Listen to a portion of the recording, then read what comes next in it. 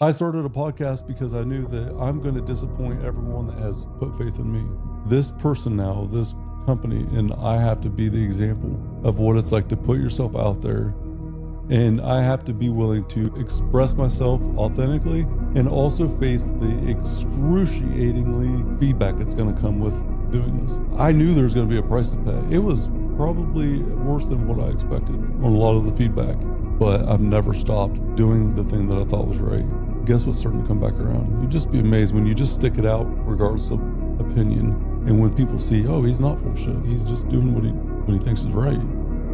Oh, it is working. I'd rather be sidelined trying to achieve greatness than watch greatness achieved and it only set on the sideline.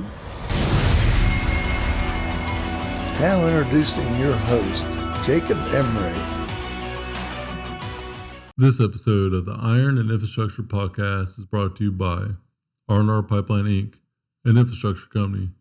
Join our team today at rrpipelineinc.com. All right, so here we go. Back for another edition of a Roundtable Q&A with Jeffrey and Kody. This is going to be something pretty authentic and raw. So you're going to hear about personal responsibility, taking criticism when you don't want to hear it, what makes a relationship high-performing, and what success actually looks like when you're in it. Check out part 2 of the episode. Let me know what you think. Part of life, dude. I mean, like anything else, it's all expecting it all to be easy. There's going to be trauma, tragedy, everything else in between. And that's just kind of part of the story. Like we got to navigate it accordingly. Sometimes it's just not fun, not pleasant. For sure. But did you guys have a list of questions by chance? I told Kody while you were out, I said, damn, I'm through my 4 questions already. Did you get through some of them? Yeah, I got through 4. I got a question for you, I guess really kind of related to the coaching group in general. Like, are there any deal breakers for you, like when it comes to someone joining your coaching group, like, or essentially a place here for anyone? I would assume not, but what deal breakers do you have, I guess, when it comes to that? Lack of effort, like not trying, being a victim or always giving the excuses. I've turned down people. Okay. So you already have. Yeah. Okay. I will not let someone come into the group that will lower the bar of what we look at as far as the standard goes. If I think it's going to be negative for the group, I won't take money for that. So yeah, there is. Okay. If it's not with the right like motive to get better, if there's underlying something, and sometimes it's hard to see, but when I look at business partnership, I look at coaching partnership as the same. Like I look at us as partners in this journey together. Like it's not just I coach, you student, me teacher, you listen, you do. Like I look at this as a way for everyone to get better as a pack, as a community, as a team, whatever. Same way with like Joan, I treat her like it's a partnership. I will lift her up every day the same that I would anybody else that works on our pipeline. If someone's going to disrupt that or be a bad fit for a core value reason, it's the same in the coaching as it would be in the business. I don't want someone to bring down the direction that we're going or stop the momentum. So that's a great question too, by the way. A lot of people will not actually say, no, I will turn down money because of a standard that I live by. Most people may say it, not actually live that, but yeah, I've had people interested that without a shadow of a doubt, I knew they would not be good for the group. So I would shut that conversation down kind of early. And that's sometimes I would never do it if it's a question though. Like if I'm not sitting here saying like I'm a holy being in this great all and all be all. I know that person well, or I know their intentions or they say them. Sometimes the questions they answer spell it out pretty clearly. So very cool. That's a good question. What else you got? I guess one question I wanted to ask was like what piece of advice or what narrative do you push that you find that people struggle to take, advantage of? Or like, do you push a piece of advice that you feel like maybe nobody gets, or something that you practice that you want other people or, to be able to coach other people and you struggle to see them take action in that way, maybe? I think one lie that people will tell themselves is it's not that easy or not that simple. It really is that simple and that easy. It's just a lot of work. Okay. So just the standards of greatness, that basic concept in itself, finding your own standard in life, that shit works. Right. The problem is it's boring. You're not going to win a trophy doing it one day or a week or 1 month, 1 year at a time. It's something that's a lifelong pursuit. I think so many people want the outcome and are not willing to create the opportunity, not willing to create the daily like direction that they have, not fix the basics. They want the shiny, they want the feel good, they want the thing that like has impact today. It's the same as the compound effect or the compound interest. When you invest, it doesn't come back in one day. It's a long, long time to get it back. But I think so many people were unwilling to stick to something for a long period of time. Like consistency in itself, like the ability to find out what works with consistency and then create continuity forever as a byproduct of what works. Because it doesn't work for everybody. Some foundational things, though, do. Physical output, yes, always got to be a truth. I don't think anybody can get a true fulfillment life without some type of activity, physically, mentally, consuming quality information. Find me someone that's happy that consumes a bunch of bullshit all day and you're going to be fucking finding a unicorn that don't exist. I think you got to track progress to know what you're doing and where you're going. If you want to scale any type of growth, it has to be tracked. To track and attack. Gratitude and preparation, dude. I think that having gratitude for every day it's a non-negotiable for me because I know what works for me to get in a good mood in the morning, and it's going to bed in a good mood at night.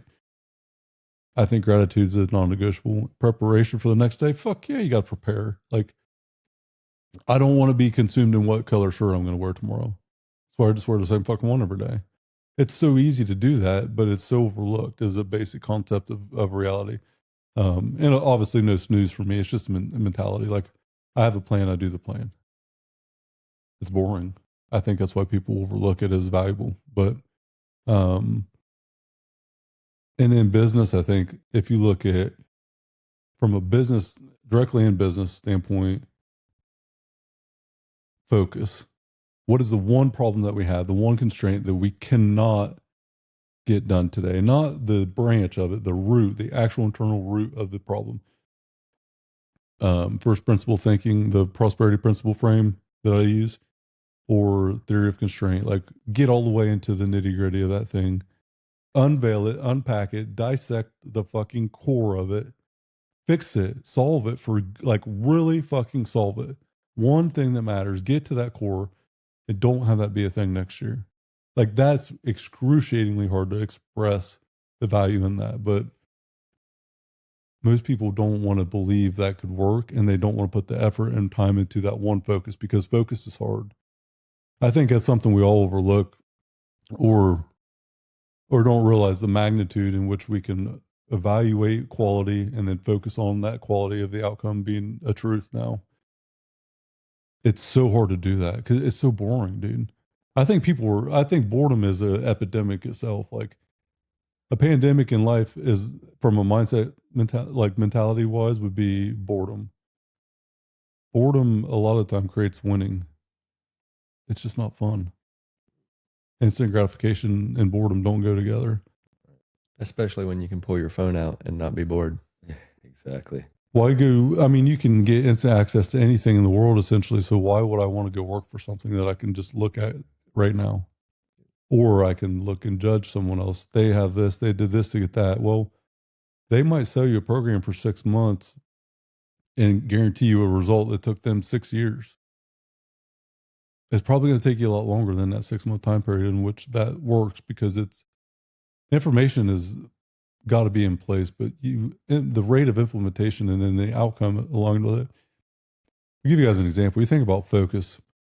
If I told you the rest of this year, you do one thing and one thing only, that's all that you're allowed to do, that you can focus only on this one thing. But it's not a reality 99% of the time. We either don't allow it to be a reality or it's not a reality because of our life where we're at today. So for me, if I have this one thing, the coaching rebrand that we're getting ready to all experience, I appreciate you guys too being a part of this. It's fucking fun having you involved in this rebrand and the direction it's going to head. You guys are forever going to be indebted. I'll be forever indebted to you for working with me throughout all the chaos that's been the last 6 months. But I have I'm going to rebrand the coaching and have it done by the end of the year. And the criteria, the program itself is going to be elevated 10x by the end of this year. That's the focus. And these certain things that I list out are going to be truth for that to be the outcome. That's only my focus. Never going to be reality.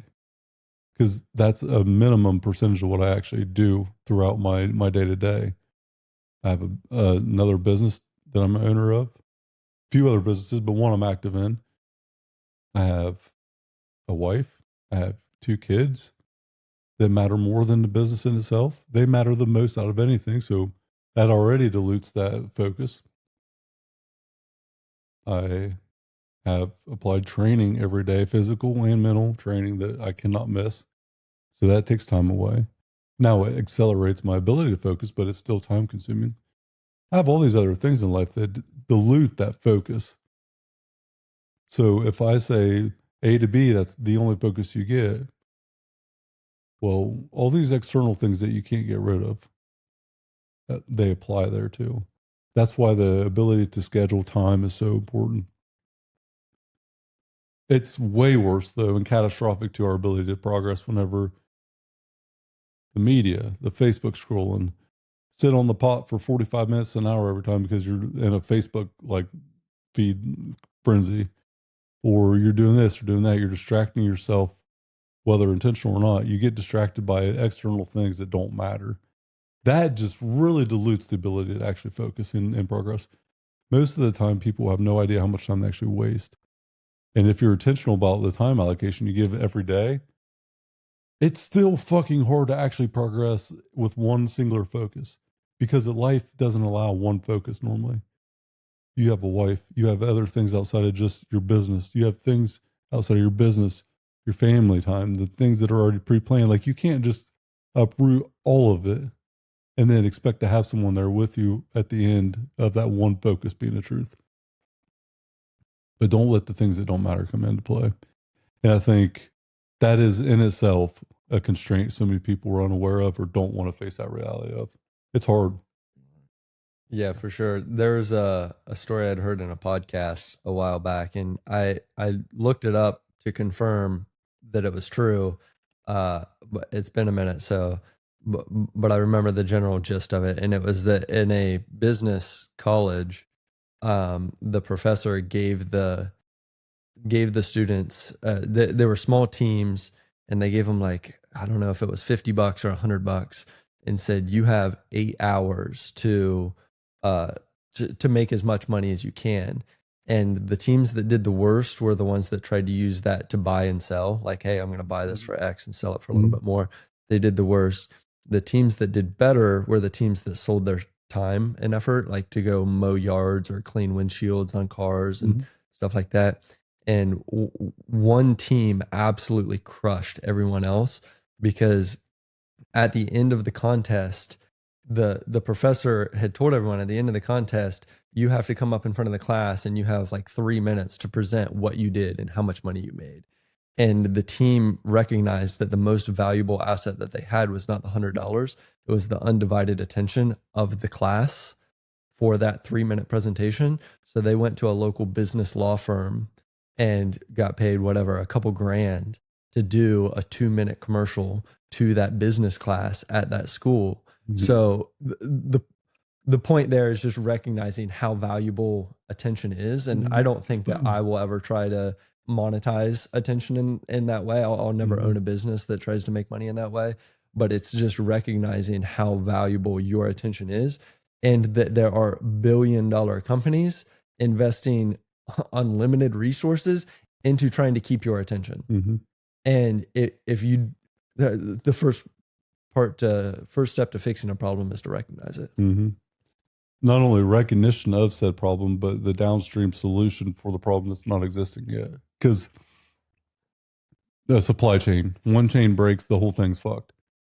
One problem, though, for a person normally has another problem that follows up to that.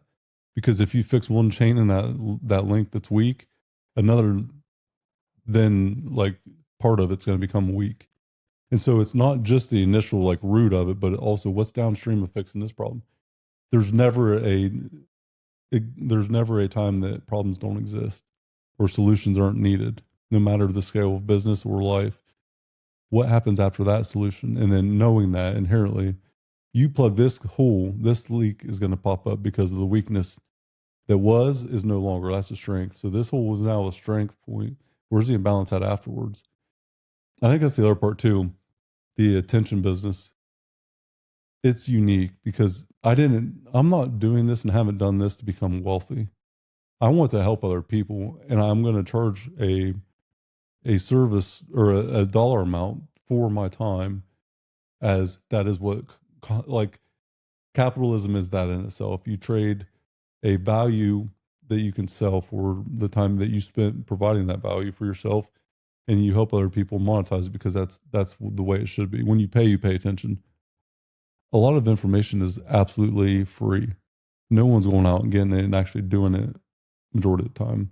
People don't want free information. They want accountability. They want community. They want, what you're paying for isn't direct information. It's the community, the accountability, the life scenarios that happen, the human to human interaction.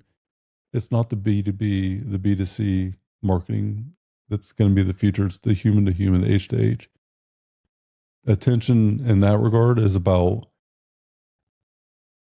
interaction that actually matters, because that's going to be so rare.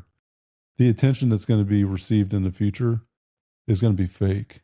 A lot of it is now. A lot of people are doing something directly for an income. They're providing a service that can work today but won't work next year, and then they're going to have to shift. It's not authentic though. And so I think, even to your point even more, being authentic and then knowing what solutions you can provide for bigger problems. They solved a rich people problem. They seen an opportunity. They didn't go mow lawns for $80. They solved a rich people problem. If you want to solve problems in life, find the people that have the bigger problems, and the bigger value and solution is the ultimate go for it. I love that though. That's such a good example of living outside the matrix or thinking outside the box. It's how do you provide the value? Well, what's valuable? What's my audience look like? What's around me? What solution is available? What problem can I solve? Like, I think you guys have picked up on some foundational things. I think I've learned a lot from you guys and the feedback that you've given, and a lot of the frames that I've taught. You guys, you do know that almost everything that I've taught you guys or went through in a framework has been something I've done that worked. I've either done it personally and it worked really well, or it's been done before by others and worked really well. But a lot of it's fresh coaching that I've done. Most of what I've provided for you guys information wise is not something that I've taught a lot of people to do. But a lot of the information has worked because I've been taught it. I've learned more by teaching than I have by collecting information. And so inherently your value placement in society and the marketplace, it's figuring out what problems actually exist, the awareness around the problems, like what you were talking about. The recognition in itself is the hardest thing to figure out sometimes, especially internally. You can ask for advice from someone else. They can pinpoint it. You can give advice to someone else when they come to you and say, yep, that's easy. Oh yeah, go do X, Y, and Z. There's a lot of solutions I may have provided for you guys, or directions I provided for you guys, that I needed for myself. It's interesting how that kind of works out. Sometimes the answer that you're looking for is the answer that you're given somebody else, and then you don't even realize it until you get through it. So yeah, it's kind of like the question of what advice would you give yourself from 10 years ago? Mhm. Like, if you could go back, what advice did you need to hear 10 years ago? Answer that question and then stop and apply it today, because it's almost certainly the same advice you need to hear right now. 1,000%, it'll all work out. Right. That's what I would probably say to myself. It'll all work out. Just keep going. Don't quit. I would say the same exact thing today is the truth for me, and I know it. You know, and I think when you answer that question, or when someone gives you that question, it's not nearly as deep as what most people want it to be. It's pretty boring. It's pretty basic. And I think kind of back to where you're at, Kody, it's like, yeah, most people don't like boring or basic. They want to be paradigm shattering moment, have this massive transition. that massive transition is nothing more than to look in the mirror, back to earlier, recognition of the mirror in itself and what that mirror represents. How many times have you guys sat here, hypothetically, come up in the clouds with me for a minute? I'm sitting here, middle of the night, head and hands, just not knowing what to do. You have a scenario you don't know the solution for. And if you would look outside of the box that you're in that moment, would you be next door? Would the better half of you be next door screaming at the TV set that you're sitting inside of? Come on, the fucking killer's right behind you. The guy is right behind you with the knife. How can you not hear his concrete feet walking through the hallway? The pictures are falling off the. How can you not see this coming? The obvious thing right in front of us, and we avoid it, and we know it, and we still act like we don't know it. And our better self breathing next door, like, come on, put me in, coach. Tap me in. Let me come fucking do this thing. I know I have done that so many times where my better self was over there just cussing my worst self. I get the part of it though. Yeah, for sure. I think my advice to myself 10 years ago would play into that well. And that would just be to trust your gut. Like trust your gut and have the hard conversations that need had and do what your gut's telling you to do. So yeah, I don't know. A gut feeling for a reason, right? Yeah. I'd be interested to see what Kody's advice for himself 10 years ago would be. Yeah, it's fairly aligned with what you guys are saying. It really reminded me to a conversation I had with a older gentleman at the gym. And it was kind of like he was giving me the vibe that he was happier in his 40s, which he's like in his 60s now, than he was in his 20s. And he kind of related it to, your guys' advice as to, keep going or whatever it may be. It'll all work out, however you want to look at it that way, and it kind of made sense because in your 20s, you really are freaking out like, what if it doesn't work out? Or you kind of have imposter syndrome, and you're worried that it may never work out. And maybe so when you are in your 40s and you start to get a runway and retirement starts to look possible and stuff, maybe you start to be less fearful of if it's going to work out or not. So, my advice probably, even now for the next 10 years and then looking back 10 years ago, obviously I went through quite the transition, but, I never would have thought that everything was going to work out if I would just, do the right thing, be a good person and stay focused in one kind of direction. And it's just crazy how easy that is, like you were saying earlier, but how hard it is for some people to, stay on the path of. So because it's a magic pill, it's a magic formula, it's some magical trick that successful people or people with fulfillment have, but it's not. The lie I think society accepts today, or the lie that people won't hear, it really is that easy. It really is that simple. It's just actually doing the fucking thing that's challenging on a daily basis that will give you that thing that you want. And the other part is too, I don't think that everybody in the world today has meaning. They don't need to chase something to create meaning for themselves.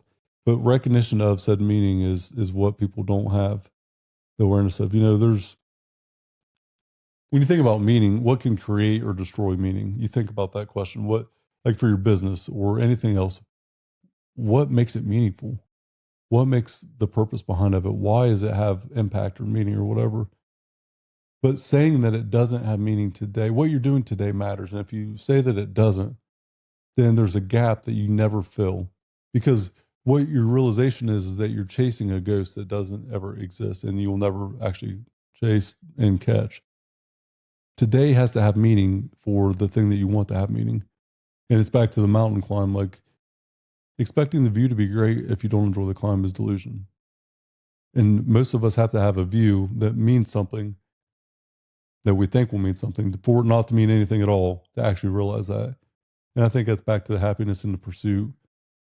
Just enjoy your fucking life. That is success. Alex Hormozy talks about it all the time. He had a friend that took a promotion, worked for him, and I forget what he was doing, but like tripled his income. Came to him one day and said, "Hey, I'd like to have my previous role back. But you're going to slice your income in a third." Yeah, I know. The guy had meaning in life every single day that Alex still today doesn't sound like he has. He's winning in life because he is fulfilled. It's not a financial metric that you need. It's not an external valid. It's fulfillment in what you do every day that matters. And that might be the person that's sitting on the island with their family that doesn't have a big house and all this material stuff. Wake up, go fishing, and do whatever, and go spend time with their family, and that's what they want. Perfect. I don't know if you guys heard the story. I forget the exact story. I'll butcher it, but I'll share it anyways. It's a guy sitting there talking to an American, comes in on the island on vacation, and the guy goes out fishing, catches a bunch of fish for his family to feed him, and he wakes up and hangs out with family, and he goes fishing, puts food on the table, and then the American's like, "Man, you're so good at this. You can make this a massive business. You could go do this, sacrifice time and do all that." And then at the end of it, basically what happens is he creates this massive amount of wealth to return back to the same state he was at then. Yeah. He had everything he needed. Sitting on a boat catching fish. Yeah. Like, what would you do if you had everything you needed? The same thing Same you did when you thing. didn't have it all. I think fulfillment, like, we don't need anything else. And when we realize that, when we recognize what we have is what we need, and the things that matter the most are right in front of us, don't sacrifice what matters for the. Don't sacrifice what seems urgent today for what's actually important long term. My fucking family time is what I'm not going to get another chance to raise my kids. I know that now, and I don't want to waste another minute doing stuff that doesn't provide for them, protect them, or give them purpose in life for themselves to figure it out. And me being present is what matters. Now, that doesn't mean I'm going to be available all the time. That's delusion, but being present when I'm there. Impact is felt in the moment. Quality of time is spent, not a massive quantity of time all the time. Because if I'm there doing something with them all the time and not actually providing for them from a financial stance or for myself having fulfillment, if I'm just available all the time, I'm going to have no purpose. So my availability is really irrelevant because it's not meaningful.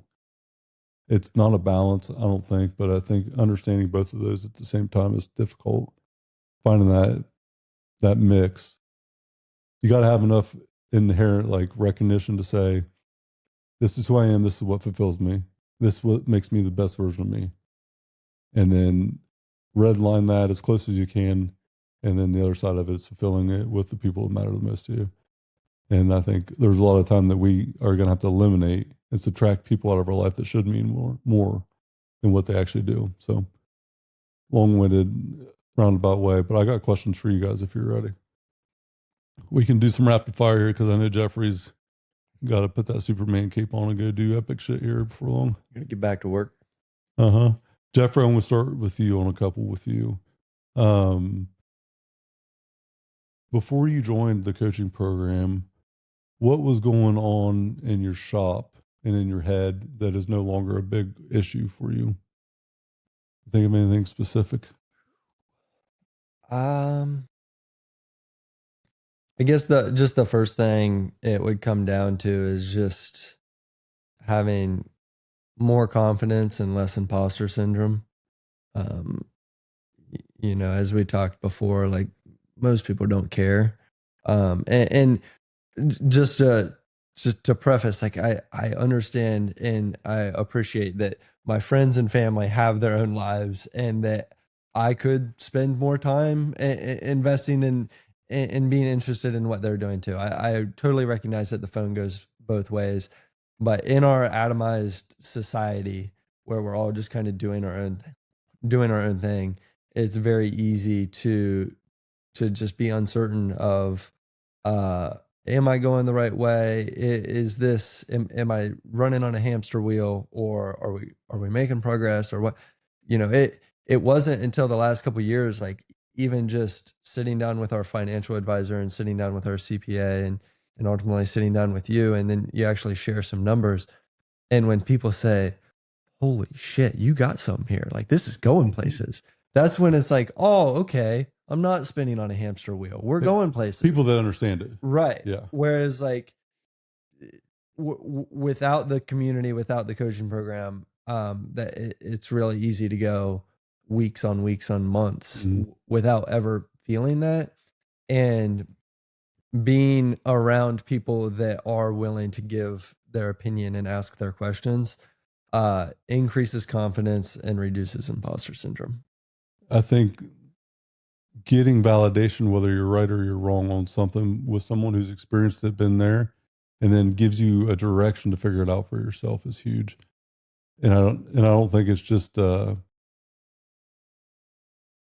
that validation. It often comes from the environment in itself. Not having it is probably the worst thing that can ever happen to an entrepreneur. And so, like, intention is irrelevant when it comes to impact of advice. Good advice might be good, doesn't mean it's good for you. Advice from someone that doesn't understand, it might be good advice in general, but it doesn't mean it's actually right for you and good for you. Good advice can also have a bad impact. I've had that happen for me. Great advice. That's awesome. Advice for me being good, yeah, you should work out more and take care of yourself better. That's bad advice for me. I work out plenty. I do plenty of the chaotic shit. I need to be more focused on recovery than I do like output. So yeah, good advice in general, work out more, eat healthier, whatever. That's not something I need to do more of. It's something I actually need to do probably less of. So I love that though. That's great. Kody, for you, I would say the one question I really want to know for you, I got a few, but you had a life-changing event this year where something that was going to be in your future happened quickly. Mm-hmm. Foundationally, when it happened, what was your mindset like? What was it like? What was going through your head at that point of, I prayed for this and now it's my reality? Right. And from that point, focus to now. So initial hit and to now, what's changed? So I guess when it initially hit, there was definitely some fear there. Mm-hmm.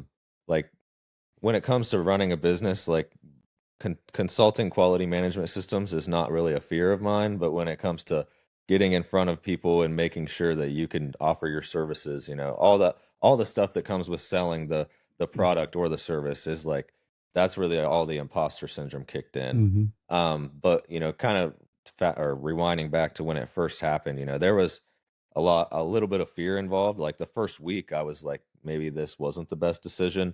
But obviously, after being employed by the same company for 8 years, I kind of expected that. Mm-hmm. But pretty quickly, it was easy to recognize the free time I then had available, which I had kind of been begging for at the time, and then course Mm-hmm. correct with that and try to utilize it to the best of my advantage, And Jeffrey gave me some good advice when I left my job, to the amount of hours I was putting, output towards my day job, like I should be doing that at least for Oh, my business, so from 8 to 4 or whatever in the afternoon, I shouldn't be sitting around scrolling on Facebook. I should be doing something, that's actually positive yeah. and working towards my goals. So I think overall it's just been a good experience. The only real regret I may have to that life-changing event would be that there were possibly some emotions tied to it. Like looking back, I'm not regretful of what happened, I guess, or where I'm at now.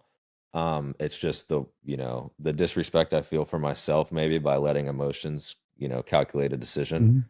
Mm-hmm. But obviously, things are going to happen in life that you can't go back and change. So I think it's good to be able to recognize that and moving forward, know that that's not the way to handle decisions. But, like we said earlier, we're always going to figure things out in the end. And it's just one of those things that in the moment I was scared and, we're working towards figuring it out. So I think it's, things are going good now.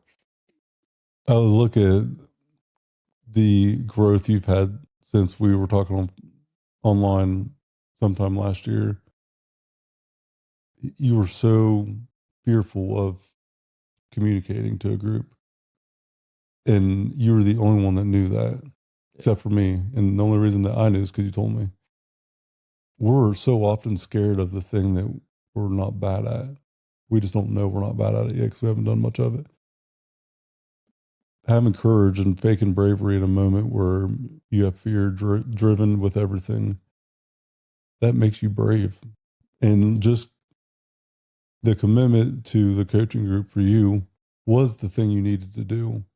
If you would have got nothing else out of the group, that alone would have been the thing that you would have said, I won because I did this. Yeah. Because that was what you were missing. You needed the ability to be put in on the spot of uncomfort. And I need to be in, like, right here, right now. You Yeah. know, this is a coaching event for me, you know, because I of don't that think you're nervous at all. No, dude. but Like, that communication aspect is something I'm developing in the moment, you know, Mhm. and without you, I don't think that, you know, that would be as present in the moment, I guess. because it's something that was probably avoided because it was scary. Scary, uncomfortable. I did the same fucking thing, Kody. I started a podcast because I knew that I'm going to disappoint everyone that has put faith in me. This person now, this company, and I have to be the example of what it's like to put yourself out there. And I have to be willing to express myself authentically and also face the excruciatingly like feedback that's going to come with doing this. I knew there was going to be a price to pay. It was probably worse than what I expected on a lot of the feedback. But I've never stopped doing the thing that I thought was right. Guess what's starting to come back around? You'd just be amazed when you just stick it out, regardless of opinion. And when people see, oh, he's not full shit. He's just doing what he thinks is right. Oh, it is working. You'd be amazed at how people kind of rally around that eventually. Not at first. At first, it's misunderstood. It's a isolated thing for me to get better, for me to look good, whatever.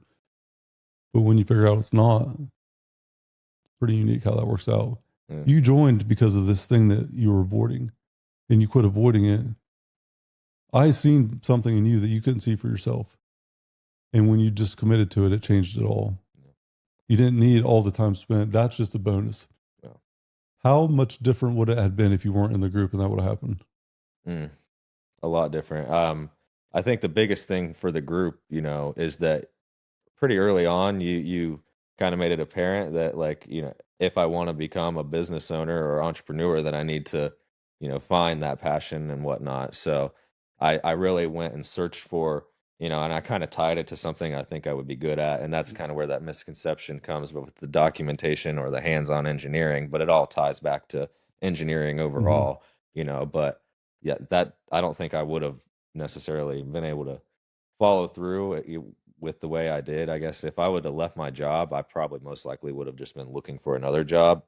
Or, you know, I guess in the past, like I've always kind of had an ambition for, you know, like if I do something, I'm like, well, let's start a business doing this. You know, it's just like something that always comes to my head, or trying to understand the financials of other businesses and whatnot. So I'm not going to say that like I would have rolled out entrepreneurship, but I think that the coaching call itself helped me narrow down, like I said, even before having that life-changing event happen, what it is I'm passionate about and what I'm good at. And I don't know that I would have had that necessarily figured out. And even if I don't have it 100% figured out now, I would have never even been led in the proper direction, I don't think. I would, you know, still be trying to trade cryptocurrency or something stupid instead of, you know, making something, you know, that's actionable or I guess positive out of this. If you ever get 100% figured out, you fucking let me know. All right. Good luck to you. Good riddance, my friend. I've been trying to do that my entire life and realize it's probably not something I'll ever obtain. Jeffrey, back to you. Let's get on the spot here. We got a few minutes left. What's one thing that you would like me to start doing and one thing you would like me to stop doing? Or one thing, you can combine them if you want, start or stop it. Yeah. All right. So, I think the more you can create a structure that seamlessly and painlessly creates accountability, and like it's totally okay to change your mind. It's not okay to say that you want something and not move towards it. Like I think a big part of happiness and personal development is shrinking the gap between your stated desire and your revealed desire. And I think I don't think it's necessarily easy. Like if especially if the coaching call triples in size, like the answer is not, asking every single person to talk about their goals and whether or not they're moving towards them because of the time sensitivity of it all. So I would say uh, the more you can create a structure that painlessly and seamlessly holds people accountable to what they say they want to do, I think the more beneficial it would be. And then there's a fine line here, of course, but I think a big part of what we've been talking about with the accountability, and a big part of what we've been talking about around where we put our focus and how we spend our time, I think that the more that we can show that and live that, the better.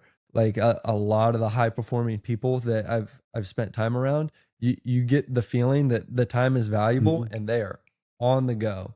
You know, there it is one after another. How many podcasts do you watch with successful people where it's like, oh, this is a great conversation, but they're like, oh, sorry, we only had 45 minutes with you today, and like, boom, they're off to the next thing. And on a Tuesday evening, it's easy to not have that at the end of the coaching call. But I also think it's important to, I think that that's a foundational part of being successful, of recognizing how sensitive time is and how productive you can be in a way. So there's a lot of times where the conversations are good, the conversations are beneficial, but the time, I think that there's a lot to be said for how sensitive time is. And if you can create a structure that more so represents of, hey, this is great, hey, this is fun, but we're ending so that way we can get a good night's sleep tonight and we're going to get back to work and we're going to grind hard and we're going to do this again next week. Sweet. I think living that and teaching that and embracing that can be helpful. Yeah, I agree. Hopefully that I know exactly what you're saying. Yep. Yeah. What about for you, Kody? Yeah, I guess, kind of along the things of just, that if the group is expected to expand in the way it is, we're already, expanding or, taking advantage of that bandwidth, I should say. And you don't want to limit the capacity of the group by any means. So, just maybe, focusing more on that aspect of time management and maybe also coaching it as well.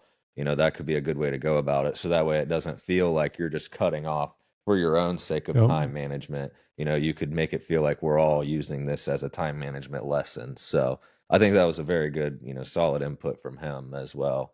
I went away from structure to give more time and provide more perceived value, at least for me. I started out very, like, within 1 hour, it was out and done. And I'm going to get back to that. And I appreciate the feedback because intentions and impact land differently. I'm not teaching you guys how to be managing your time efficiently if I'm going over the call. If it's structured for an hour and it needs to be an hour, then it needs to be done by an hour. If I want to stay on to provide more value, then you can have the option to stay. That's how I was taught by Dan. That was more of the intent with certain topics. I go on to provide, to show the value in the program with the time that I'm willing to give up. But I do agree 100% with what you're saying, and it's on the docket to, as the rebrand goes, so does the organization of it. Because it's not about the one-on-one conversations that we have right now and in the call, because it's not going to be feasible in the future. So it will be a very limited amount of time. And with that, this podcast is fucking over because we have a time constraint of Jeffrey right now. And I'll end it, or I also want to include with as much as anything, like a friend on friend encouragement of be confident in the value that you provide. Like if, as you were just saying there, like there's a perceived, a perception that you're providing more value by contributing more as the, like, be confident in the value that you provide of everything that we've talked about, and that if you put your foot down and say that the call is an hour, be confident in that value. And make decisions with that confidence. And I am confident in it. I'm often not confident in the reception of the message being delivered. So the communication has been the struggle of being received, and not in the group call as much as just in my life. So I'd probably over-explain some things to get the message across. But final thoughts for you, Kody. I guess I have to agree with him Yeah. as well. Just having confidence in Yeah. what you say. I just remember those days when you were messaging me on Instagram, Mhm. and I was like very, fascinated by it in the sense of like, I thought it was a very cool experience that even existed. And, Mhm.